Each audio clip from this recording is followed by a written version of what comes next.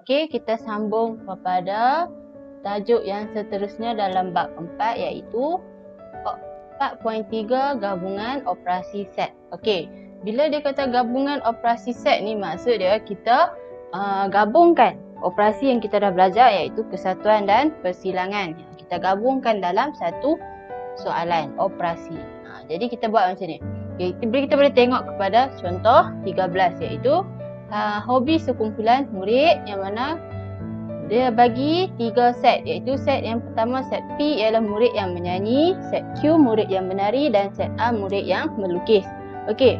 Jadi dalam soalan dia kata senaraikan semua unsur bagi set yang berikut. Okey, bila soalan dia bagi suruh senaraikan unsur, pertama sekali kita kena senaraikan dulu unsur bagi setiap set yang dia bagi. Sebelum kita nak jawab soalan, kita kena senaraikan dulu setiap set yang unsur dalam setiap set yang dia bagi. Jadi contoh kalau dia bagi set P, murid yang menari. So kita akan tulislah set P, siapa yang menyanyi? Okey, murid yang menyanyi. Siapa yang menyanyi? Arif. Okey, dekat sini kita nampak Arif. Lepas tu Amy, Iris, Ellen, J, Ellen dan J. Okey, tutup kurungan. Jadi set P kita ada Arif, Amy, Iris, Ellen dan J. Set Q pula dia minta murid yang menari. Okey, murid yang menari ialah Lily, Amy, Iris, Ellen dan May dan Nani. Okey. Itu set Q. Set R dia bagi murid yang melukis. Siapa yang melukis? Zarif. Lepas tu Geta. Lepas Geta Iris. Lepas Iris May dan J. Okey. Jadi kita dah ada senarai unsur bagi setiap set. Dah ada senarai unsur bagi setiap set, baru kita jawab soalan yang pertama iaitu senaraikan semua unsur bagi P kesatuan Q yang bersilang dengan R. Okey, bila dia kata kesatuan, maksud dia kita menyatukan dua unsur. Unsur set P dan unsur set Q. Okey, jadi kita senaraikan dulu unsur set P. Unsur set P kesatuan Q. Kita senaraikan dulu unsur set P kesatuan Q. Yang mana unsur dia ialah, okey, senaraikan dulu unsur set P, Arif, Amy, Iris, Ellen, J dan J. Okey, lepas tu kita senaraikan pula unsur set Q dalam senarai unsur yang sama. Set Q kita ada Lily. Okey, letak Lily. Lepas tu Amy. Okey, Amy kita dah tulis, so tak payah tulis dua kali. Iris pun sama, Ellen dan May. Okey, May kita kena tulis.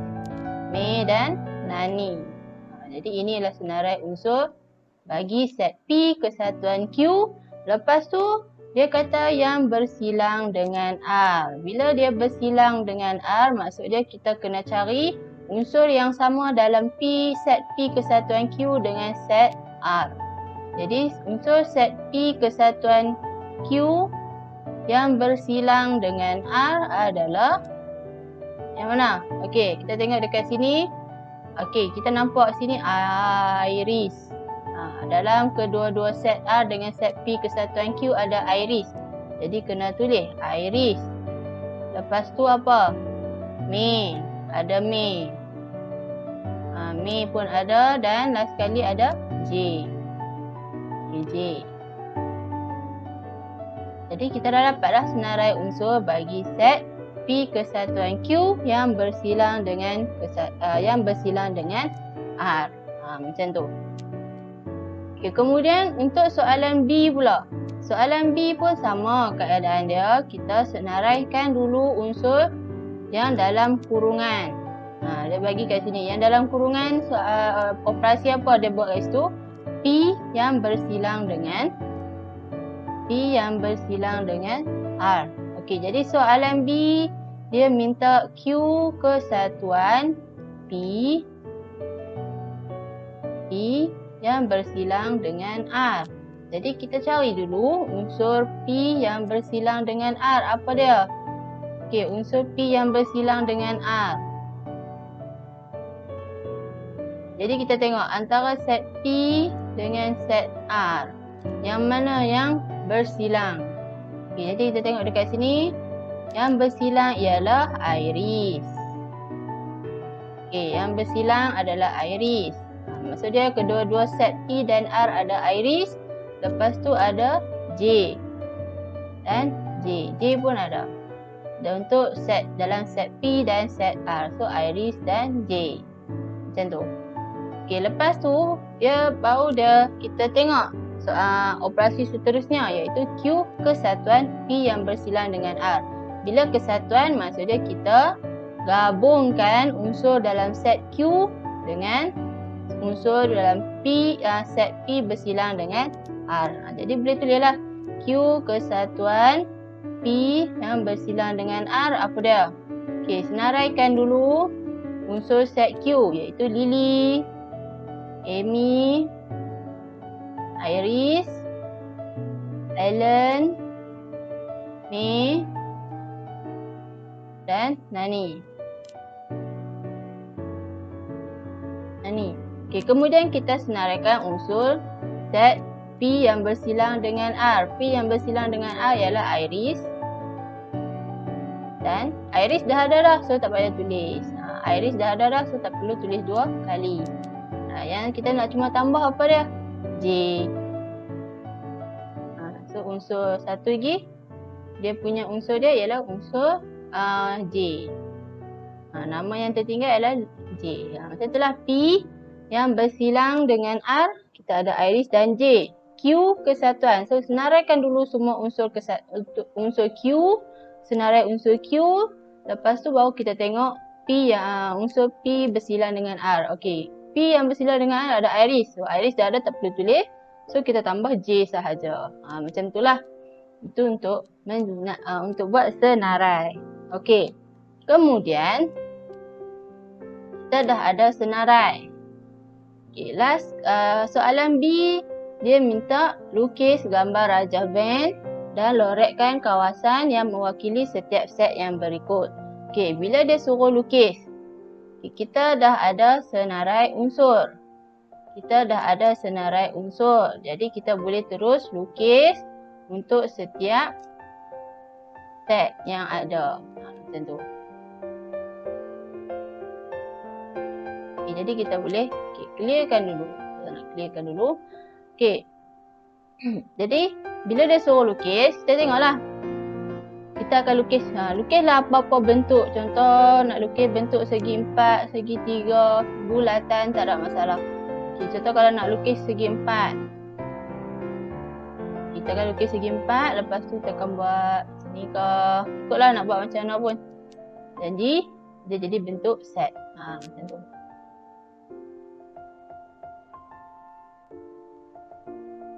Okey, macam ni. Kalau Ustazah buat macam ni. Okey, lepas tu kita kena tulis.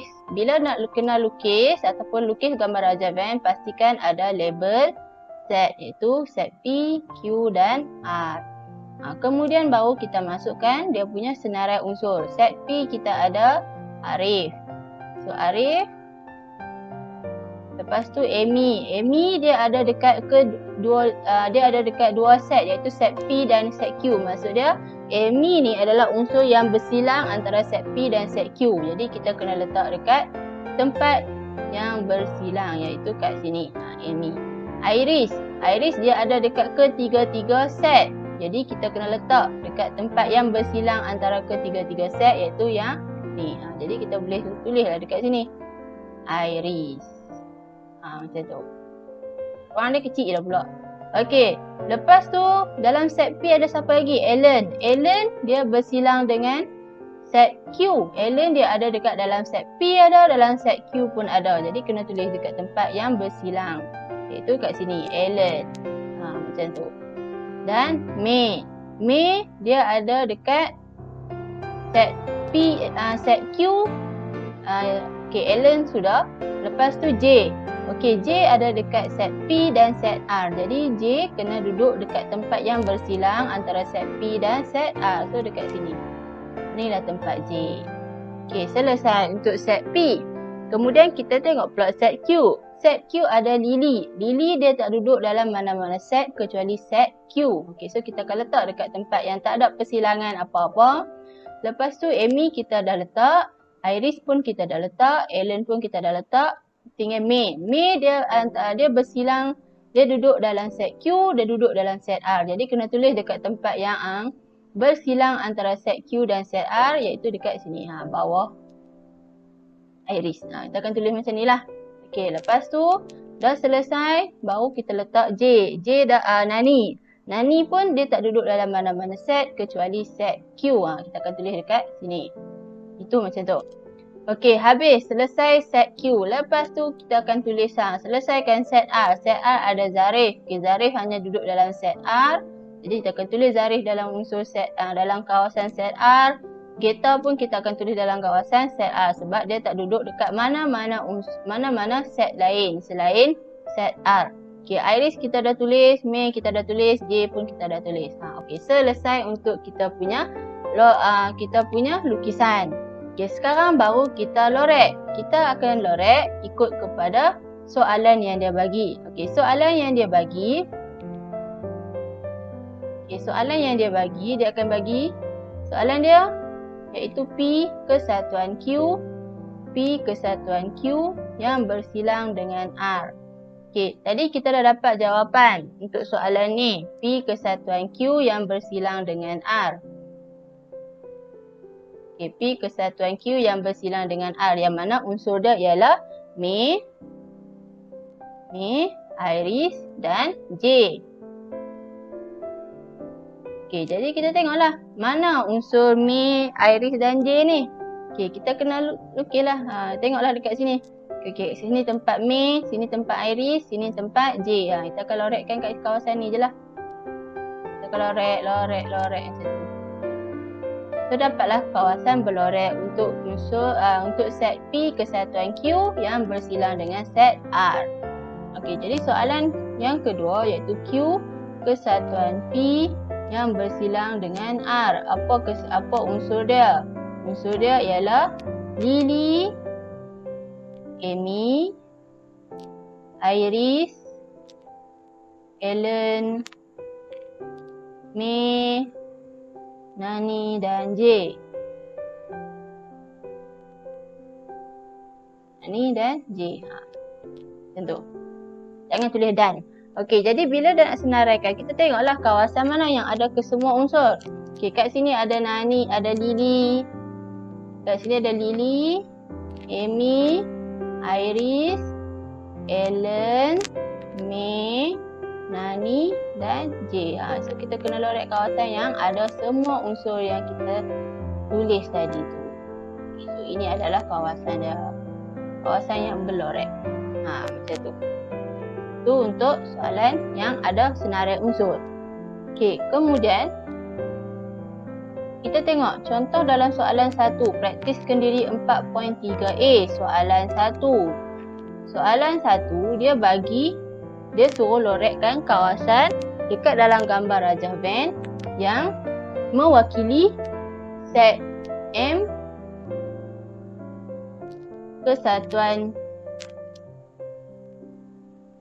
kesatuan P yang bersilang dengan N. Yang bersilang dengan N. Macam tu.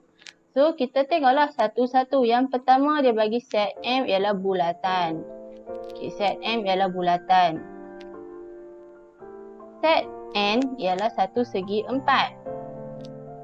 Segi 4 tepat. Okay, segi 4 tepat dia tak mau bergerak pula. Okay, so kita akan lukis sekali lagi segi 4 tepat. Okay, macam tu. Dan segi 4 sama untuk set P. Okay, untuk set P.